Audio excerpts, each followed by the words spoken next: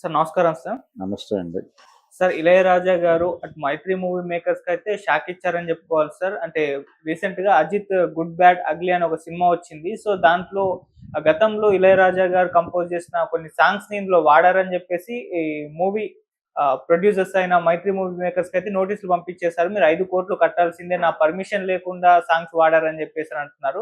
అయితే దీనిపైన భిన్నాభిప్రాయాలు వ్యక్తమవుతున్నాయి సార్. అంటే కొంతమంది ఎందుకు ఈయన ఈ విధంగా వ్యవహరిస్తున్నారు? గతంలో 'మంజుమల్ బాయ్స్' కూడా ఈ రకంగానే పంపించారు. ఎందుకు ఈ విధంగా చేస్తున్నారని కొంతమంది, లేదు ఈయన పర్మిషన్ తీసుకోవాలి ఇంకొంతమంది. మీరేం చెప్తారు సార్ దీనికి సంబంధించి? ఆల్రెడీ మేము పర్మిషన్ తీసుకున్నామని చెప్తున్నారు వాళ్ళు, మైత్రి మూవీ మేకర్స్.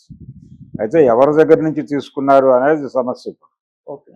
అంటే కంటెంట్ ఎవరిది అనేది ఒక ఇష్యూ నడుస్తోంది చాలా కాలంగా. అంటే పాట ఎవరు రాయించుకుంటారు, ఎవరు చేయించుకుంటారు అంటే ప్రొడ్యూసర్ చేయించుకుంటాడు.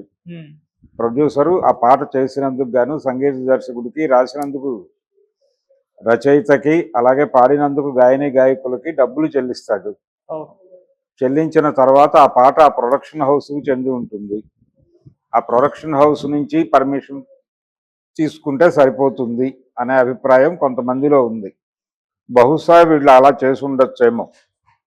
అయితే ఆ పాట హక్కులు కొన్ని కంపెనీలకు చెంది ఉండొచ్చు, అంటే ఆడియో కంపెనీలు.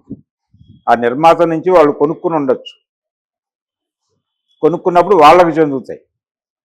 వాళ్ళ దగ్గర నుంచి రాయల్టీ రూపంలో సంగీత దర్శకుడికి, గాయకుడికి, గాయనికి, అలాగే ఇతరులకి చెందుతాయి డబ్బులు. రాయల్టీ మాత్రమే చెందుతుంది. దాని మీద డబ్బులు డిమాండ్ చేసే హక్కులు ఉన్నాయా లేదా అనేది ఒక లీగల్ ఇష్యూ నడుస్తోంది ఆల్రెడీ. ఇళయరాజా గారి గొడవ వల్లనే అది మార్కెట్లోకి రైజ్ అయింది. ఇప్పుడు బాలసుబ్రహ్మణ్యం గారికి నోటీసులు ఇచ్చాడు ఈయన ఒకసారి గతంలో. బాలసుబ్రహ్మణ్యం గారు ఆయన విదేశాల్లో చేసేటువంటి కచేరీల్లో ఈయన పాటలు వాడేవాడు. ఈయన పాటలు అంటే అప్పుడు నోటీసులు ఇచ్చాడు. వాళ్ళిద్దరి మధ్య చిన్న అంటే మాటలు లేని కాలం నడిచింది కొంతకాలం. తర్వాత ఇద్దరు మళ్ళీ కలిశారు. ఆయన మ్యూజిక్ డైరెక్షన్లో ఈయన పాడాడు. అలా సమస్య పోయింది. కానీ ఆ టైంలో చాలా విస్తృతమైన చర్చ జరిగింది. అంటే ఇక్కడ ప్రధానంగా చూసేది ఏంటంటే ఇంటలెక్చువల్ ప్రాపర్టీ రైట్స్ ఏమిటి పరిస్థితి. అది ఇళయరాజా గారి మేధస్సు నుంచి పుట్టినటువంటి ట్యూన్స్ కదా. ఆయన మేధస్సుకి గౌరవం ఇస్తూ కొంత ఆయనకి నగదు చెల్లించడం అనేది సభ్యతా సంస్కారాల కిందకు వస్తుంది. రెండోది, ఆయన పాటలు తీసుకున్నప్పుడు ప్రొడ్యూసర్ దగ్గర నుంచో లేకపోతే ఆడియో కంపెనీ నుంచో రైట్స్ తీసుకోవడంతో పాటు వారికి కూడా ఒక మాట చెబితే ఏం పోయింది, ఇలా అయ్యా మేము మీ పాటలు వాడుకోవాలనుకుంటున్నాం మా సినిమాలో. అంటే సినిమాలో వింటేజ్ హీరో ఉంటాడు, ఆయనకు కొంచెం ఆ వింటేజ్ లుక్ తీసుకురావడానికి, ఆ వాతావరణం తీసుకురావడానికి మీ పాటలు కొన్ని వాడుకుంటాం అని చెప్పి ఆయనకి కొంత చెల్లించేసి ఉంటే అప్పుడే పర్మిషన్ ఇచ్చేసి ఉండేవాడు కదా. ఇప్పుడు 5 కోట్లు అడుగుతున్నాడు ఆయన. అప్పుడు ఏ 50 లక్షలకో సెటిల్ అయ్యే వ్యవహారంగా మారేది అది. అందుకని తనని పట్టించుకోకుండా ఇగ్నోర్ చేసి ఓవర్ రైడ్ చేసి పెడుతున్నారు అనే అభిప్రాయం కలిగినప్పుడల్లా ఆయన ఒక తిరుగుబాటు బావుట ఎగరేయటం అనేది మామూలుగా జరుగుతోంది. గతంలో కూడా వెంకట్ ప్రభు డైరెక్ట్ చేసినటువంటి ఒక సినిమాలో ఒక పాట ఒక సందర్భానికి ఇళయరాజా గారి మహేంద్రన్ సినిమాలో చేసినటువంటి ఒక ట్యూన్ వాడారు. ముల్లం మర్మం అని రజనీకాంత్ నటించిన సినిమా అది. అందులో దాని తెలుగు వెర్షన్ కూడా ఉంది, ముల్లు పువ్వు అని తెలుగులో వచ్చింది ఆ సినిమా. అందులో రాముడు రాజైన రావణుడు రాజైన మన కథ మారదులే అని ఒక పాట ఉంటుంది. ఆ పాట వాడారు అజిత్తే ఒక సందర్భంలో సరదాగా పాడతాడు అది. అప్పుడు కూడా ఈయన రియాక్ట్ అయ్యాడు. అలాగే రియాక్ట్ అయ్యాడు. అయితే ఆ సినిమాకి వెంకట్ ప్రభు డైరెక్టర్ కావడం, వెంకట ప్రభు ఆయనకి కొడుకు వరస అవటం, దాంతో అది ఇష్యూ ముందుకు నడవలేదు, ఆగిపోయింది.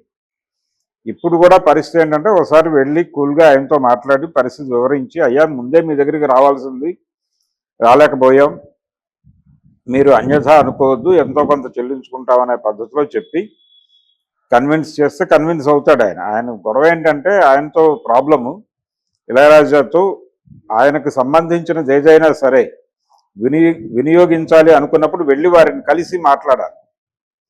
లీగల్గా దీని రైట్స్ వాళ్ళకి చెందుతాయి కదా, ప్రొడ్యూసర్కి చెందుతాయి, లేకపోతే ఆడియో కంపెనీకి చెందుతాయి. ఇలాంటి తర్కంలోకి వెళ్లకుండా మూఢభక్తితో వెళ్ళి ఇళయరాజా గారి శరణు జొచ్చితే వారు కటాక్షించే అవకాశాలు ఉంటాయి. ఆయన ఆ ధోరణిలో ఉంటాడు. ఎవరైనా ఇంటర్వ్యూ అడిగినప్పుడు కూడా ఆయన అలాగే రియాక్ట్ అవుతాడు. అంటే అవతల వాళ్ళు అడిగే ప్రశ్నల కంటే కూడా ఆయన చెప్పాలనుకున్న విషయాల మీద ఎక్కువ స్ట్రెస్ ఇచ్చి మాట్లాడతాడు ఆయన. ఆయనతో చాలామంది యాంకర్లు ఇబ్బందులు పడుతున్నటువంటి సందర్భాలు ఉన్నాయి. ఆయన ఇంటర్వ్యూ చేయడానికి వెళ్ళి చాలా తడబాటుకు గురై గందరగోళమై బయటకు వచ్చిన పరిస్థితే ఎక్కువ.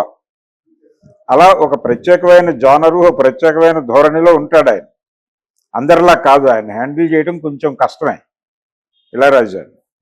అందుకని వెళ్ళి ఆయనతో గౌరవప్రదంగా మాట్లాడుకుని ఆయన సన్నిహితుల్లో ఎవరైనా తీసుకుని వెళ్ళి, వీళ్ళకి ఎలాగూ ఇండస్ట్రీ రిలేషన్స్ ఉన్నాయి కాబట్టి తమిళ ఇండస్ట్రీలో కూడా ఏ విజయ్ లాంటి వాడినో పట్టుకునేది, విజయ్తో మంచి రిలేషన్స్ ఉన్నాయి కాబట్టి వెళ్ళి కూర్చుని మాట్లాడి సెటిల్ చేసేసుకుంటే ఆయన అంత అమౌంట్ అడగడైనా అయిపోతుంది. కూర్చుని సెటిల్ చేసుకుంటే తక్కువలోనే పని అయిపోతుంది.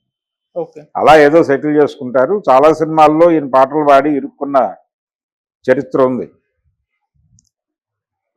అంటే ఈయన కేసులు వేస్తున్నాడు కానీ గతంలో మహాదేవన్ గారి పాటలు ఎన్ని వాడుకున్నారు ఎన్ని సినిమాల్లో, చక్రవర్తి గారి పాటలు ఎన్ని వాడుకున్నారు, వాళ్ళేం రియాక్ట్ కాలేదు కదా.